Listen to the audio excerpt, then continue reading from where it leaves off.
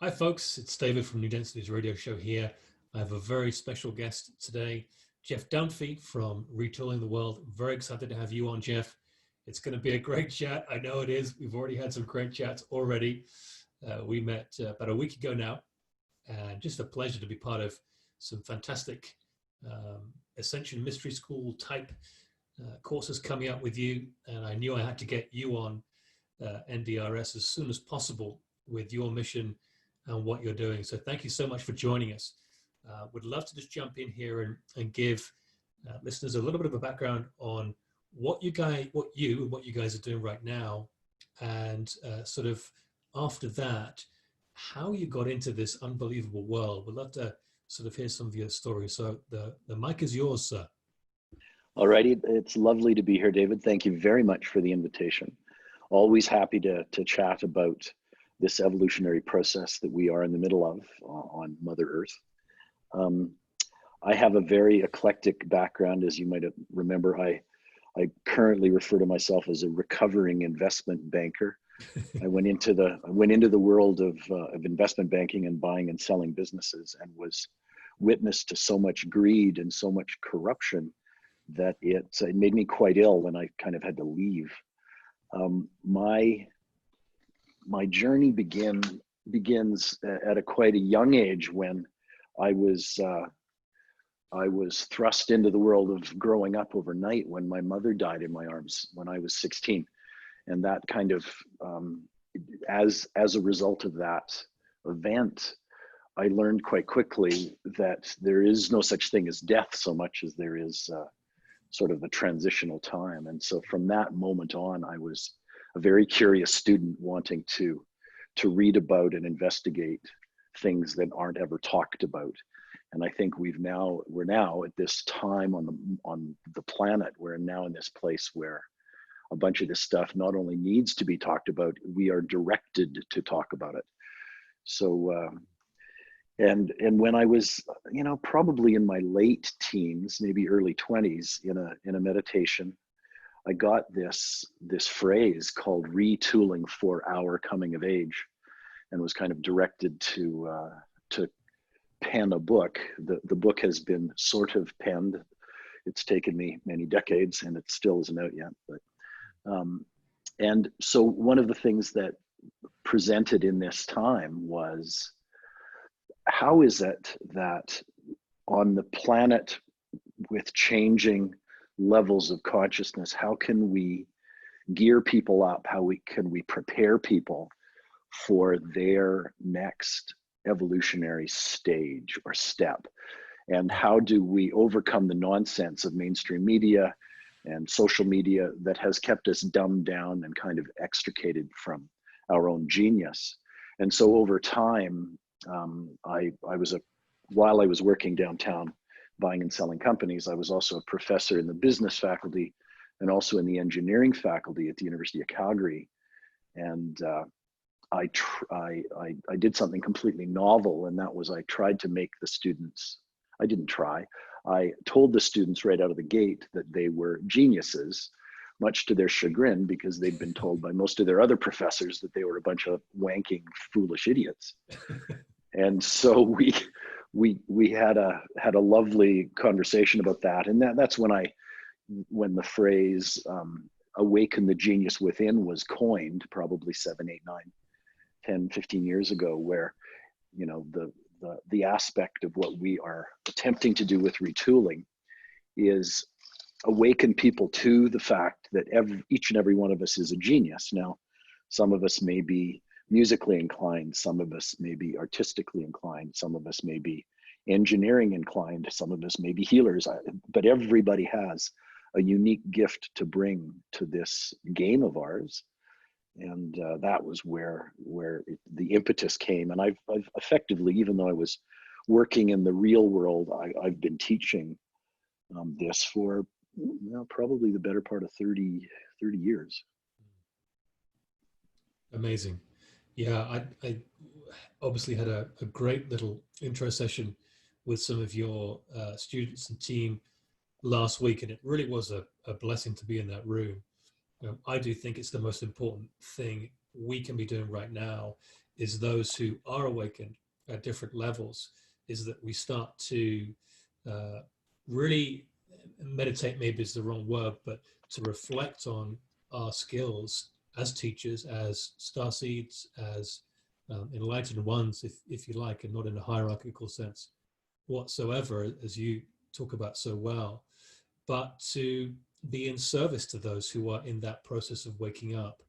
And I just love what you're doing in, I say living rooms and dens. It's just your living room and den, but excited to see it expand. As I know that one of your great goals is obviously to inspire other people to be doing more of this stuff with us, with you, and also their own teachings as well.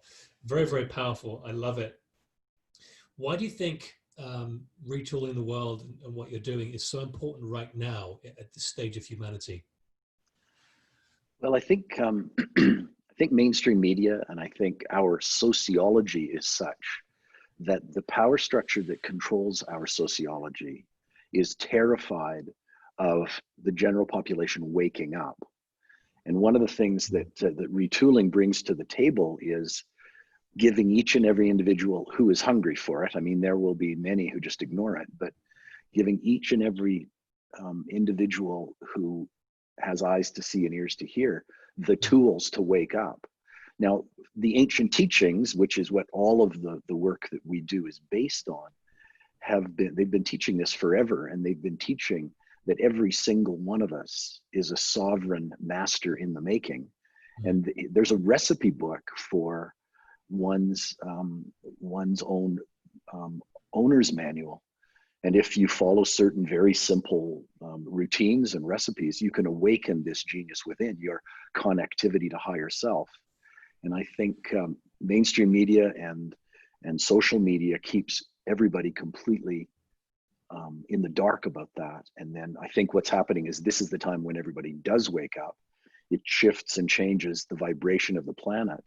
And it starts to introduce people to the fact that they're here for a very important reason.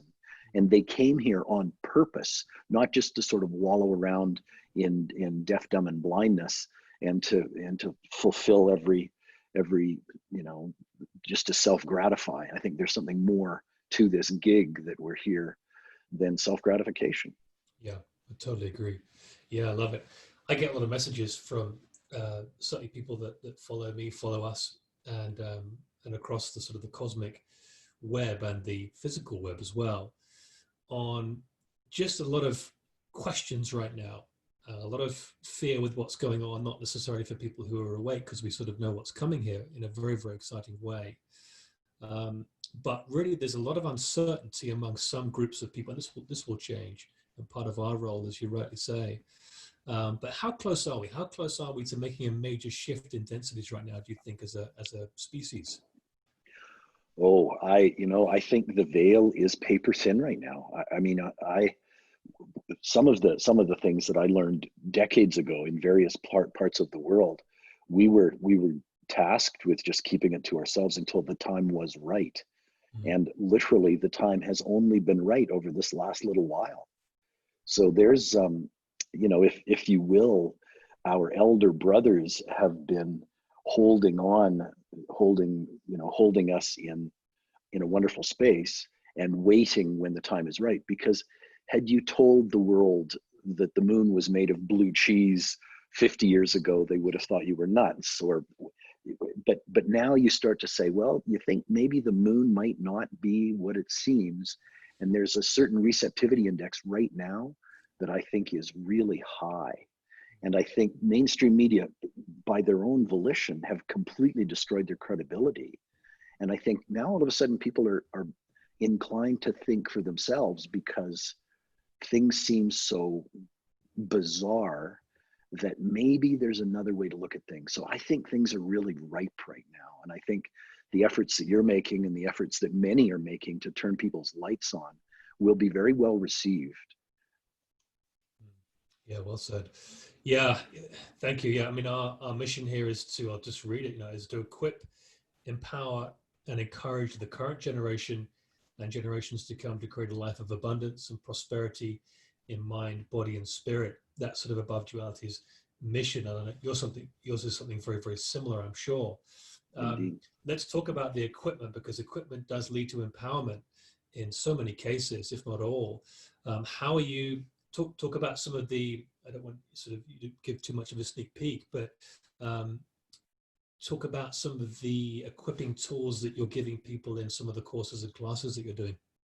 Okay. Well, essentially, it's sort of a modern day version of the mystery school. And the mystery schools from time immemorial. It doesn't matter whether they were in the Far East, in the Middle East, in South America, in North America, all of them have spoken and taught in a way that engages not only the intellect, but the abstract or contemplative mind.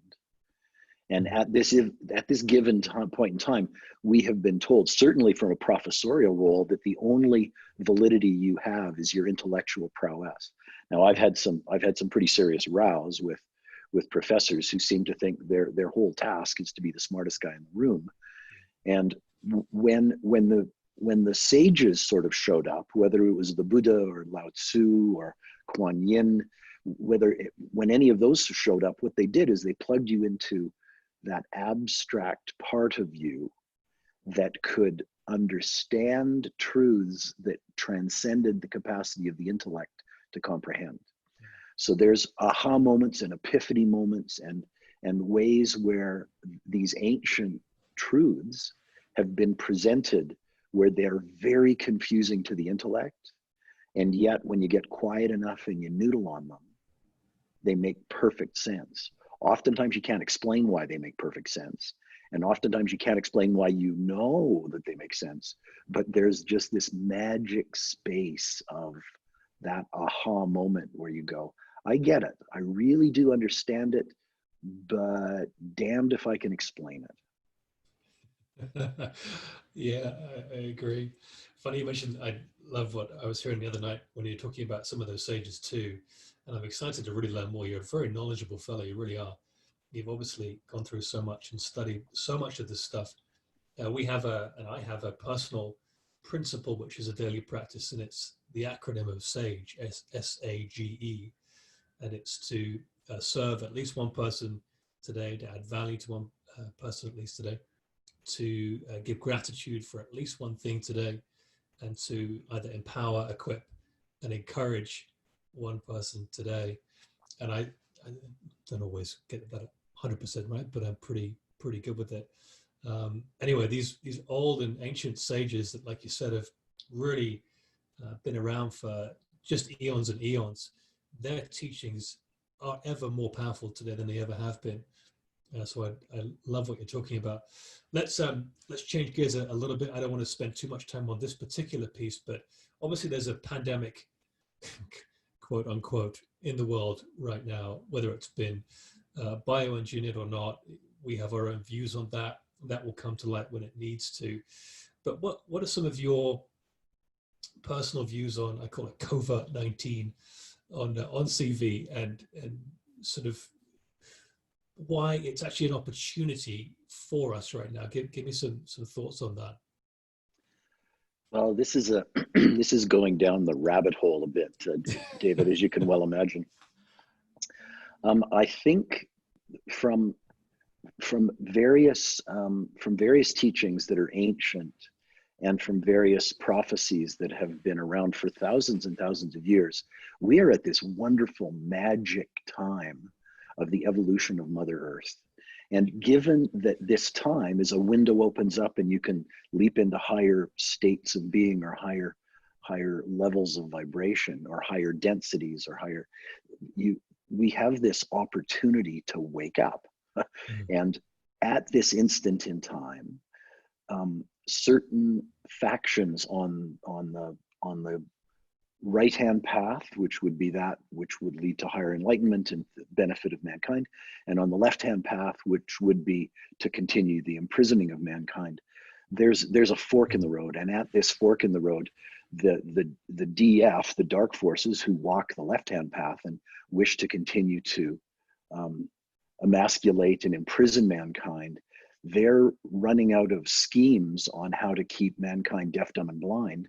And Yeah. those who are on the right-hand path, those who want to turn the lights on, those who want to introduce people to their genius, if you will, they're saying, wake up. And everybody's going, yeah, I do want to wake up.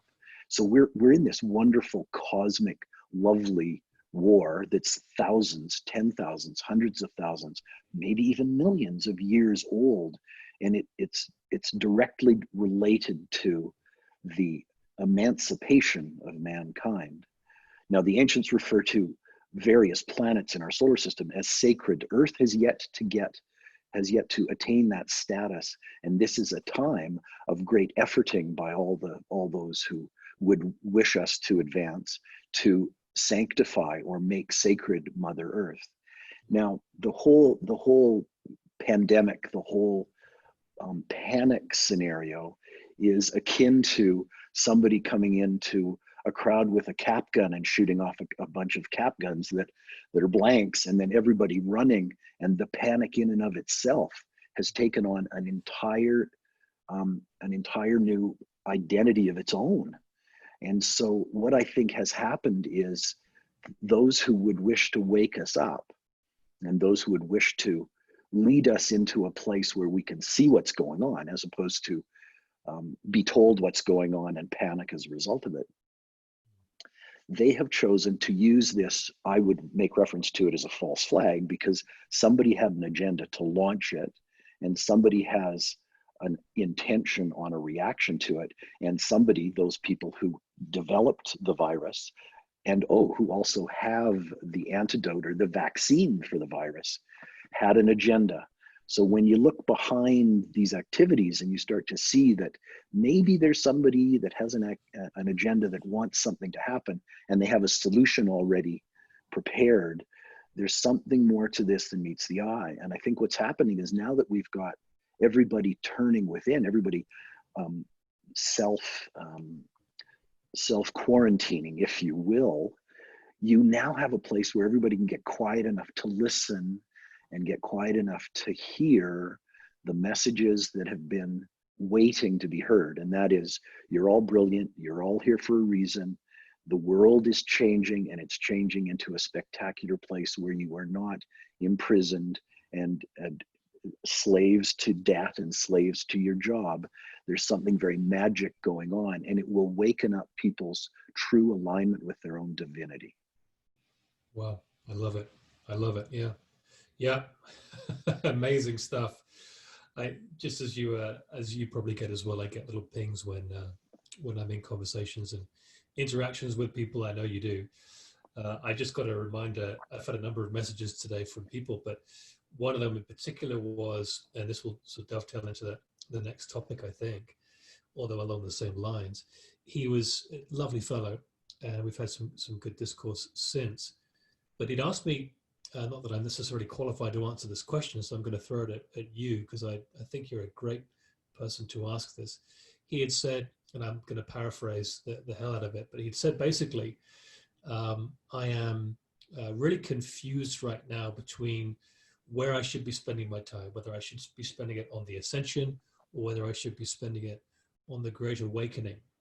And just some confusion in that message, not necessarily panic, but just some soul searching kind of things he was asking.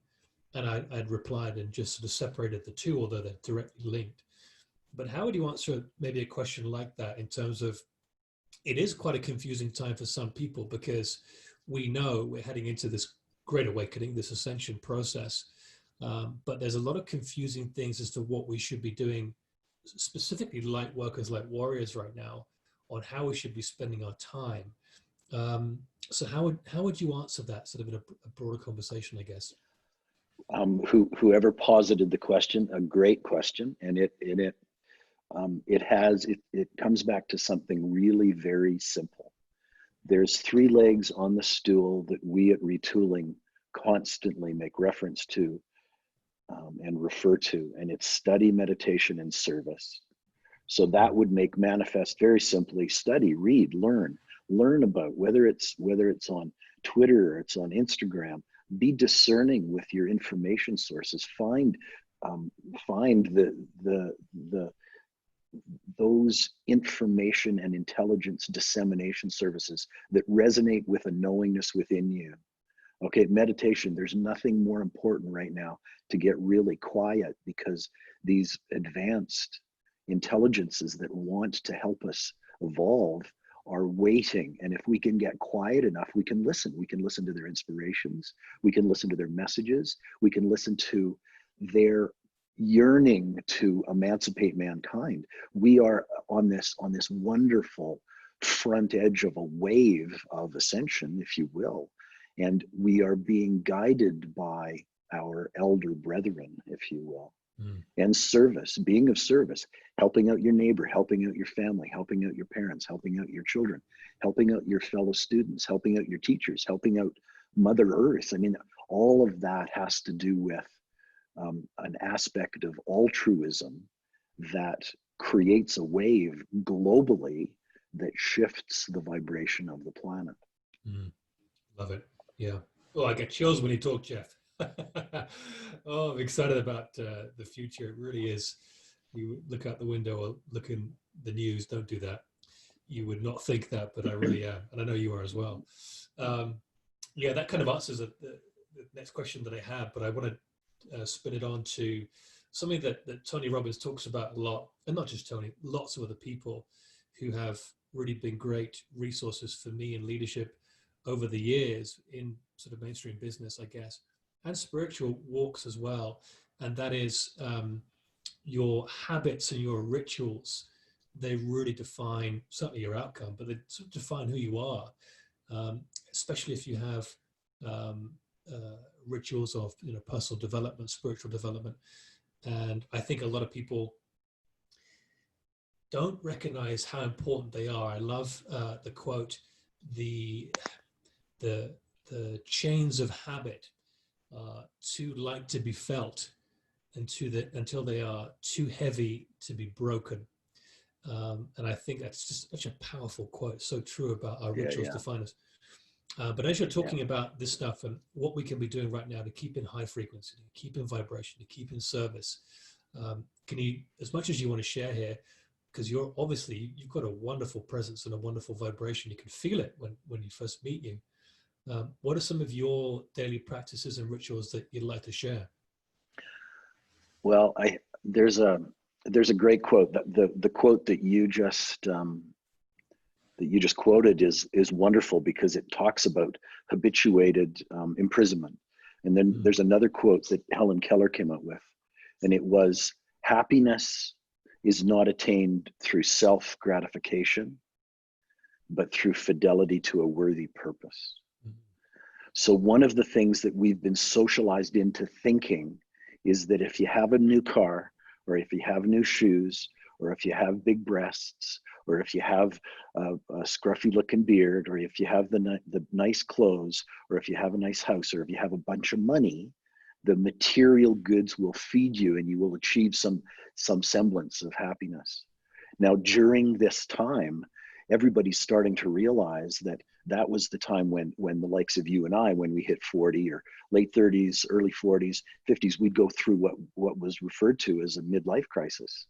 I've got the house, I got the kids, I got the car, I got the job, and I'm not happy. And so the ancients would make reference to as spiritual unrest. Now, when you have fidelity to a worthy purpose, it shifts the whole objective.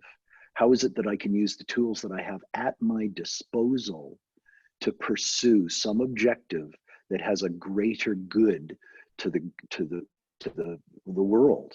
And Jordan Peterson talks about this too. I mean, Jordan Peterson, who's sort of the rock star of YouTube currently, he just basically says living a life of purpose makes the world a better place. And it may not be easy, and it may not necessarily make you happy, but it brings you into alignment with recognizing that your life, as soon as you wake up to your divinity, your life isn't your own. It isn't your own. And we spoke of this, I think we may have spoken of it the last time you and I chatted. If the world in its separation, in its divisiveness, if it operated in any semblance like the body operates. So the pancreas and the liver and the spleen and the kidneys and the lungs and the heart, they all get together and go, dude, you've got your job, I've got mine. You're different, I'm different, but I'm going to do everything I can in order to accommodate the harmonious working of planet body, right? The body, this body is important, and if I'm not working properly, the body breaks down. Can you imagine if the organs treated each other like mankind treats each other? We wouldn't last very long. And so consequently, when we embrace our worthiness, because most people grossly underestimate their brilliance and their potential, but when we embrace that, and we also start to realize that as message providers, as harbingers of people's divinity, we have an obligation. So when you wake up in the morning and the first thing you do is, well, I've got to do a bit of study. I've got to find out some information on how that information can be used and useful to those who are around me, who seek to understand themselves, their little selves, and their higher selves.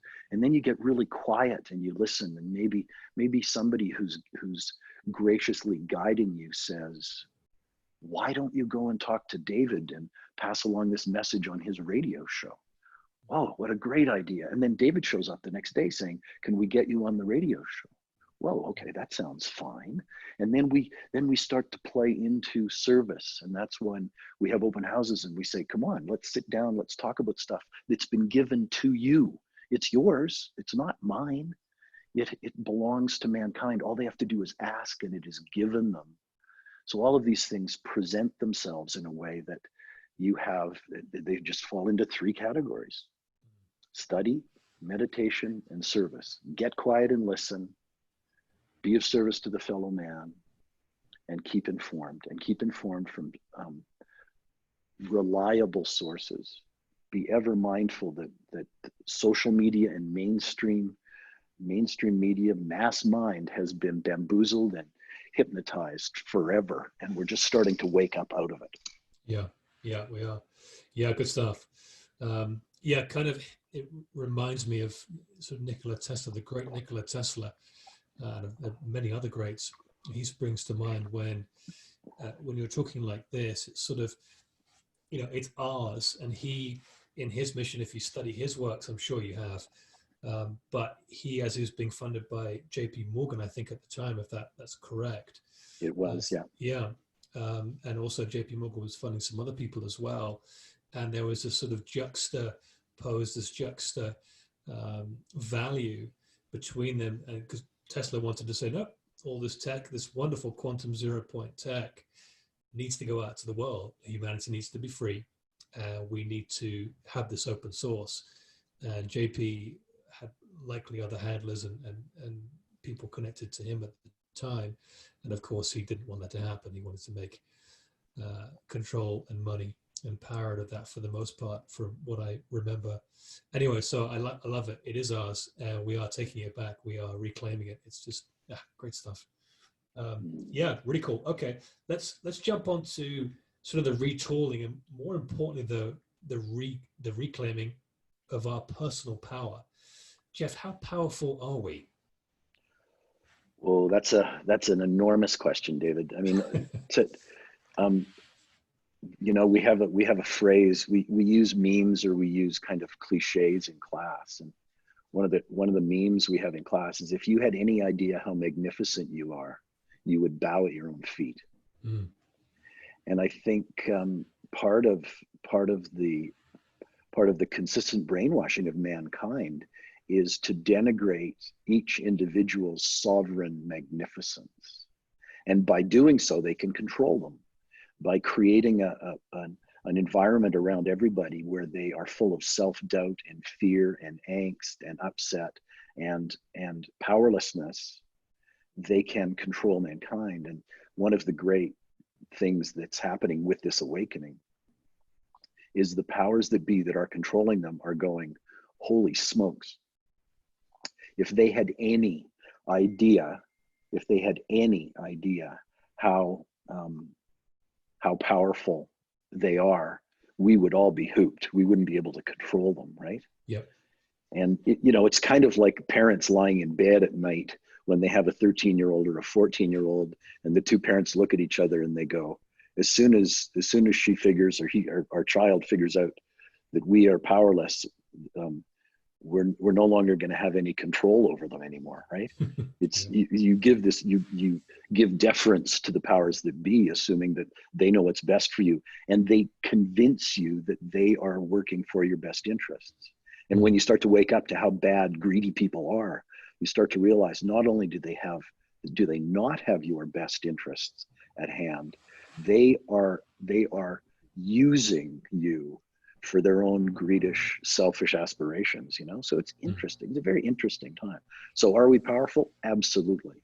And when you start to wake up, and Tony Robbins does this, and I mean, you start to wake up to how profoundly powerful you are. It's quite mind-boggling. It is quite mind-boggling, right? You have a child underneath a car, and the mother, without blinking an eye, picks the car up to save the child. Well, how did you do that? You're not supposed to be able to do that. You have no idea how powerful you are. Yeah, I totally agree. There's I know David Wilcock talks and has talked about this recently, and many others, but he sort of springs to mind as I just watched his latest 5.5 hour live marathon, which was incredible. Indeed. Oh my goodness. I think I'm still buzzing from it.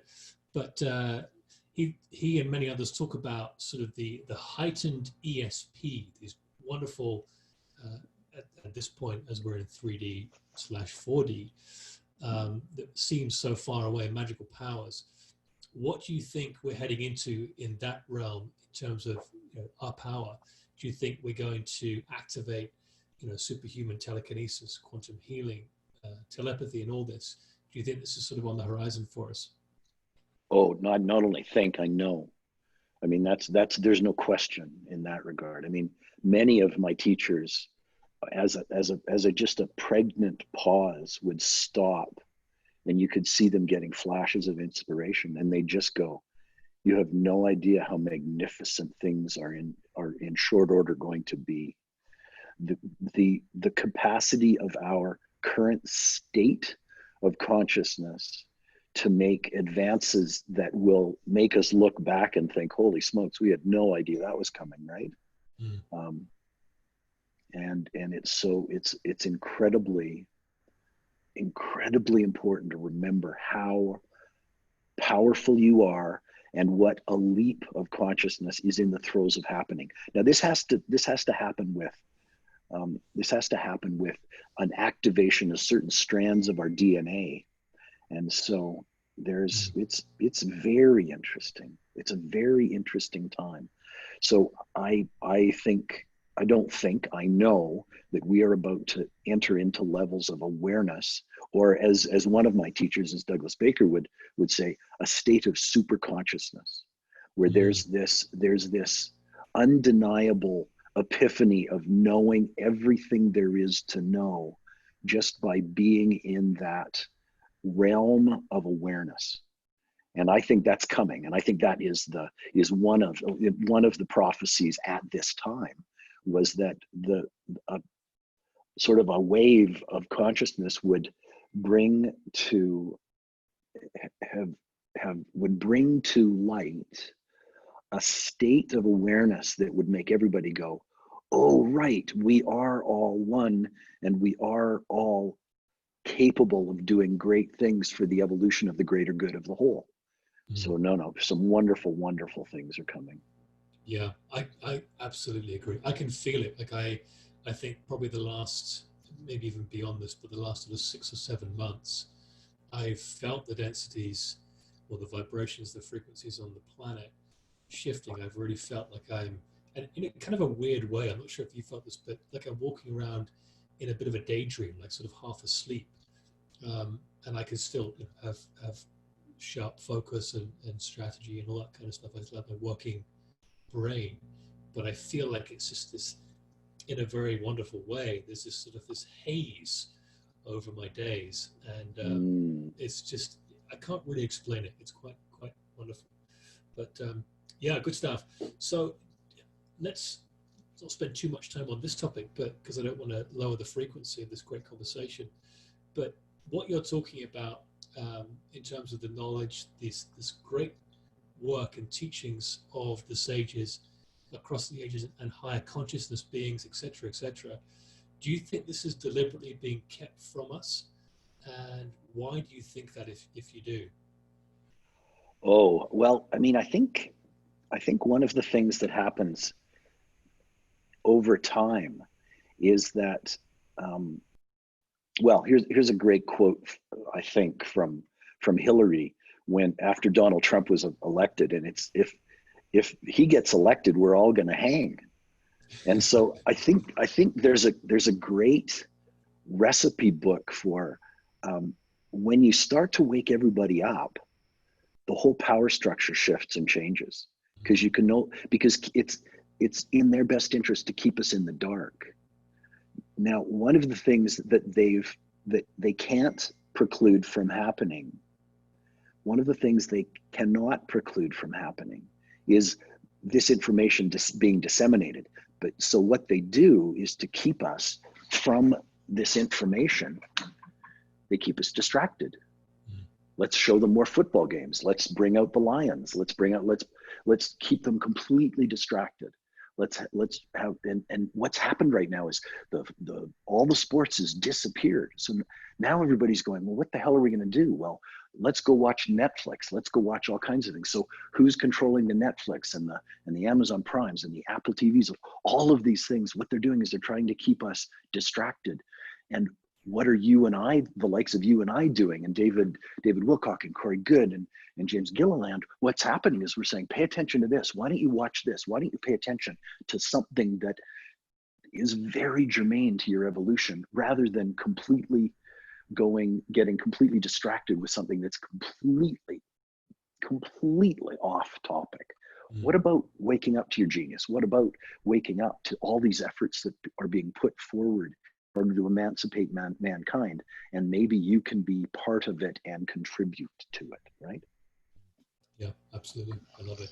When you mentioned they, you and I have talked about this. Obviously, we know a little bit more about this, but for people who are maybe just waking up, we know about the Alliance, obviously, and then the DF or the DS, Deep State, the Dark Forces, or the Illuminati. I don't like to say that word so much, or negative entities, whatever you want to call it. Who is the they? And maybe just some comments around that. What do you think, and who do you think that they are? Again, that's another big one. So let us defer to an event that happened in November of 1963 with the execution of JFK. Mm. Now, at that point in time, it was construed by many as a military coup by the deep state or the military industrial complex. And at that point in time, it became quite evident that the politicians were bought and sold for by special interest groups. Mm. And what happens in the great realms of money and power, once you have all the money you need to buy whatever you need and want, you then start to desire control of things and people. And I think once all of this information starts to come out, you're going to start to see, one, how insidious it is, and two, how pervasive it is, how enormous the deep state is. Through various forms of research, you can go and find. One of the things that's happening right now too, David, which is a wonderful thing, is people like you and I are saying, don't believe me, but here are several ways that you can go and investigate to prove to yourself that this is real. This is a time of this era that we're coming into is the Aquarian age, and this is the time of not believing, which was the Piscean age, but the time of knowing. So now all of a sudden you can go and do your own research and say, I did my research, so I now know, rather than I am relying on somebody else to do this for me.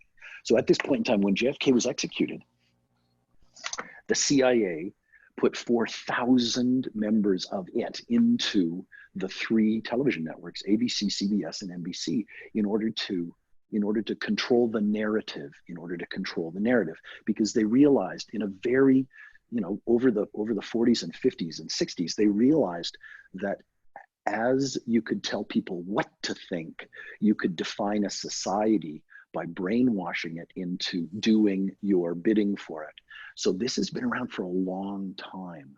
And so the reason they call it programming, the reason these social scientists who had less moral scruples than most would start to realize how manipulated they could create the world by the use of their secrets about how human psychology works.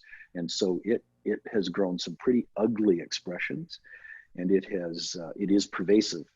And so when you get big money in there, you get big money buying organizations and the mainstream media. There are six companies that own all of the mainstream media, or the vast majority of the mainstream media. So it's no longer them telling you the news, it is them programming you into believing what they want you to believe, and giving you talking points so that they can control you.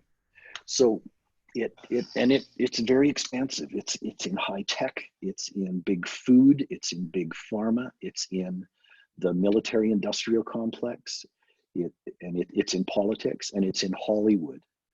So one of the things that happens in the proper evolution of any civilization anywhere is in the sphere of free will, where the law of free will is made manifest. You get to figure out, via the law of cause and effect, same as the law of free will, you get to figure out that when you are working for the greater good and you are doing good, good comes back to you. And when you are acting selfishly, as you get to reap what you sow. When you start to act with an unbelievable amount of selfishness, it comes back and kicks you in the teeth. And at this point in time, the law of free will has been so compromised because the deep state or the mainstream media has hypnotized people into becoming the architect of their own misfortune by convincing them that their misfortune is the only thing that they can do. And so now when all the lights start to get turned on, we're going to have this aha moment where everybody's going to wake up and go, they're going to be taking the red pill, if we want to make references to the Matrix and the like. This is a big rabbit hole, David, a big one. Yeah, I know. We haven't got time for it, but I love it. There's a wonderful film. I love movies. There's a wonderful film, and there's so much disclosure in movies, very deliberately, both positive and negative, as you know. The Island from Michael Bay, and that moment sort of at the end. I got a funny story about this. I'm not going to share it today, but I'll share it with you offline. It's kind of crazy, actually. Anyway, at the end of that movie, it's basically a sort of a facility of clones for people out there, and high net worth people out there in the real world. This is the story. And at the end, one of them breaks his programming, I guess, and essentially liberates the group, which is what they've been told is the last sort of group of humanity. Anyway, they all sort of do the end of it. They all sort of break out of this long tunnel and missile silo and come onto this great platform in the middle of the desert. So they break out of this facility. And it's sort of like this. It's this awakening going, hold on a minute, there's a world out here. This is not what we've been told. There's a group from which we've just come that are controlling it. Anyway, it's the awakening. And I just I can feel it. It's buzzing me inside. I can feel humanity going into that phase right now. Of course, we need to, as light workers, light warriors, whatever you want to call that or us, doesn't really matter, us tasked with serving humanity in this way, is we have to be a little bit careful with these people who are coming out onto this platform, who have been in the facility, and there's a large number of people who got no idea. They got no idea about this stuff, how they control the controllers, their personal power, what we're talking about today, largely, and really sort of what to do with all this information. Now, of course, it will come and it will smooth out over time, quite quickly, actually, because consciousness is rising, and consciousness sorts things out very, very quickly. No, I love it. Really, really cool. I was going to go somewhere else with that, but I want to stay on track because we're going to try and keep it to an hour on this. Yeah, I agree. And also, they're so good at doing it that, and this happened back in Operation Paperclip. I know you know this right after World War II, where they took the greatest Nazi minds from military, intelligence, business, etc., into, and the US got most of these, the US deep state of the US control group, the US dark force, and China, and I think Russia also got some as well. But the US got the bulk of these great minds, and a huge portion of what you're talking about with the control of the narrative, the control of the mainstream media, is very Nazi propaganda based. And that's why a lot of them came from the Nazi contingent when World War II finishes. And I'm sure you know all this. Anyway, it's very interesting. And of course, people will know more and more about this as we get deeper into higher densities here. But yeah, very powerful. Let's skim on this quickly. I want to talk about the, the need to start thinking about the fact that we don't need governments. What do you think about that? And what do you think is the ascendancy of that? Are we going into, or should we go into, as a lot of these ET races talk about, sort of a Jedi Council, or a wiser order that is our future? How do you see governments in the future? I mean, again, that's another very broad topic. I mean, I think according to the ancient teachings, which I mean I tend to agree with, I think we now defer to those people who would control us as those who have the most money, and so consequently, that in and of itself is not a qualification that is valid in higher states of consciousness. Now there is a law of hierarchy. I mean, we have cosmic laws that we've written an actual compendium on. Cosmic laws are descriptive. This is the law of periodicity, or the law of cycles, the law of karma, or the law of cause and effect, the law of economy, the law of synthesis, the law of attraction. There's all kinds of laws. Now, these are descriptive. The social laws we have, these are prescriptive. Now, as we start to realize through the law of hierarchy that those who are vibratorily more advanced than we are, they will give guidance to us. I think the need for government is going to completely change, and it'll evolve. And I think we will probably take the breadth of government and shrink it to a fifth the size, a tenth the size, and we will be self-governing in terms of local government. So locally governing in maybe just even in communities or townships, whatever it is. But I think we're also going to this advancement of our consciousness, we're going to start to get together to help govern or rule by the embrace, or the inevitable embrace, because it has to be. It's kind of like the pancreas and the liver and the spleen getting together and saying, how are we going to make this work? So local government is where we will evolve into, and we will also defer lovingly, kindly, and in alignment with the divine design to those who are far more advanced than we are, and we will take counsel from them. Now, if you are an advanced being and you are in alignment with the divine design, then you have no need to rule over others. You have a need to contribute to their evolutionary process, and they're governing in a manner that's for the greater good of all.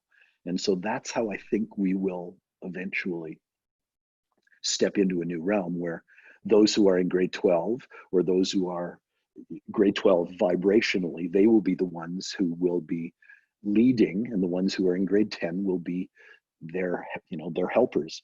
Now, in the very same breath, on the flip side of that, we, the light bearers, the Davids of the world, we are the hands and feet of the hierarchy, because these advanced souls live in realms that we have yet to fully engage and integrate into.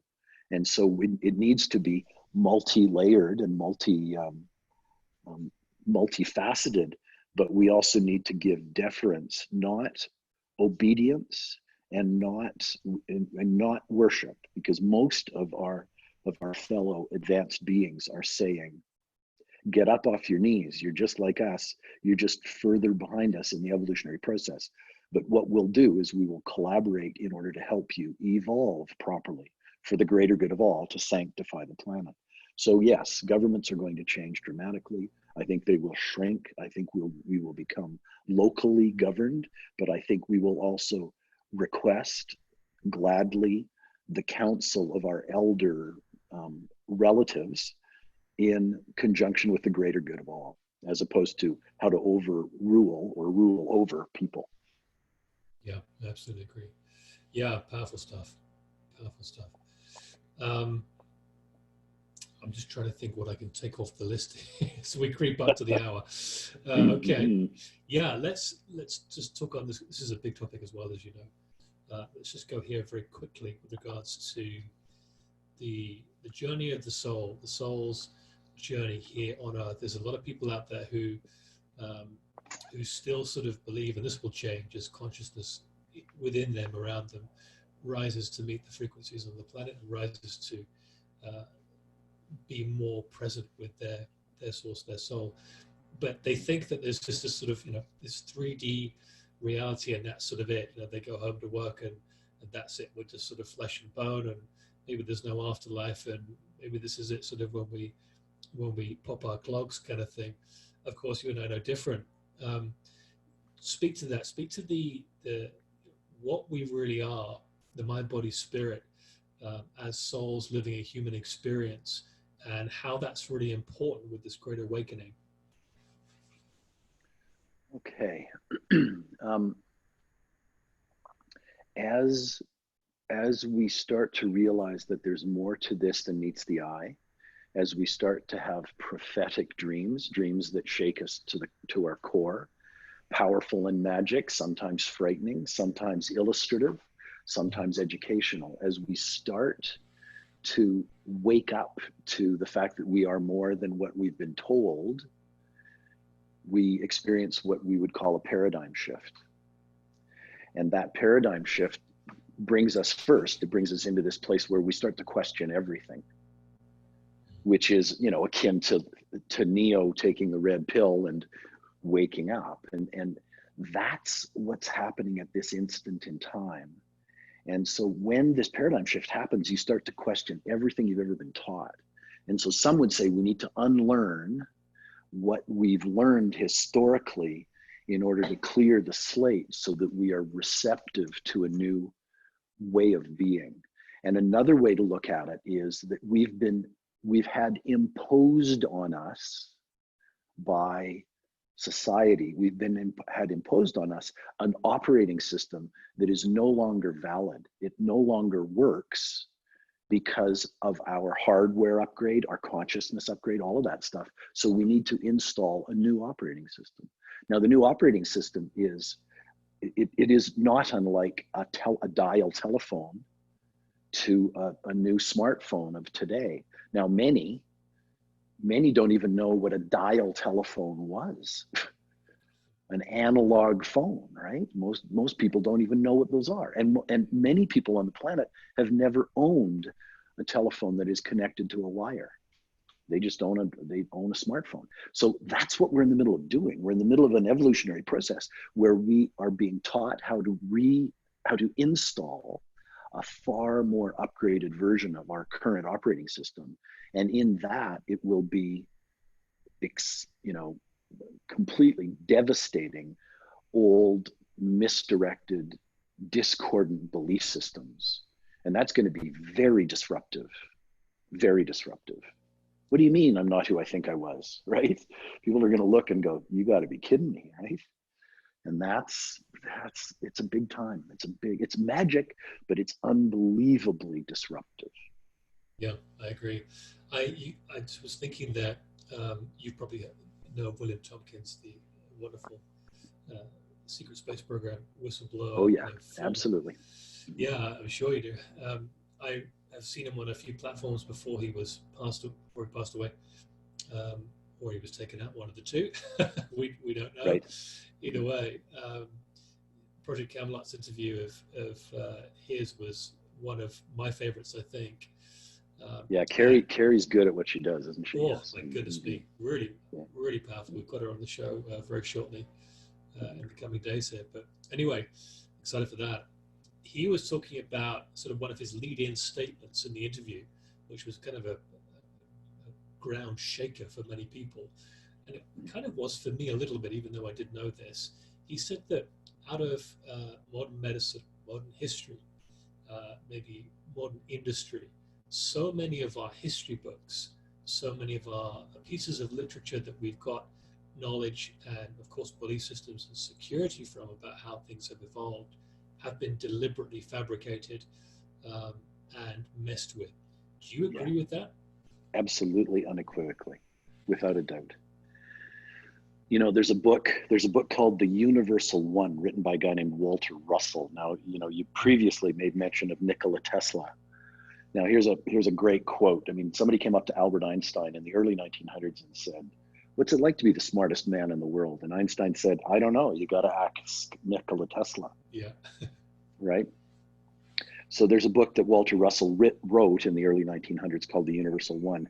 And Tesla, being one of the smartest men in the world and a great world server, a great true world server, he wrote Walter and he said, "I've read your book and you need to take it off the shelves, because if it's in the wrong hands, it'll destroy the planet."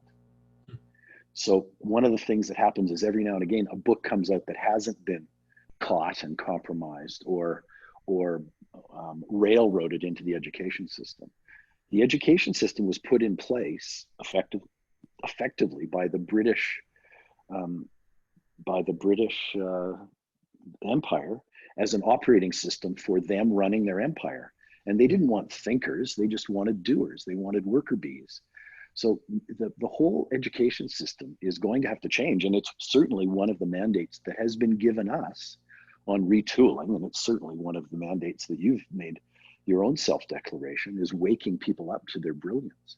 And an education system needs to be put into place where we teach people how to think, not what to think. We teach people to plug into their own divinity so they can step into a higher realm of consciousness and awareness in such a fashion that they include the all in their movement, in their aspirations, in their diligence, in their pursuit of their own great gifts.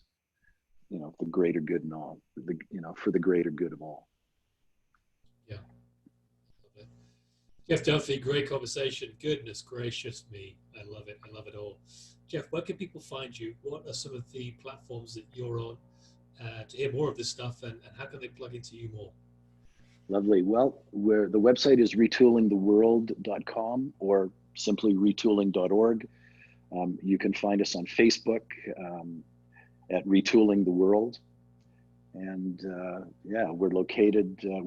I teach all over the world. I have courses in Australia. I have courses overseas. I've got courses and in Calgary. And we will be beginning a new semester come April 6th and 7th that we trust that you're going to be able to attend, my good man. Just try and stop me. Yeah, exactly.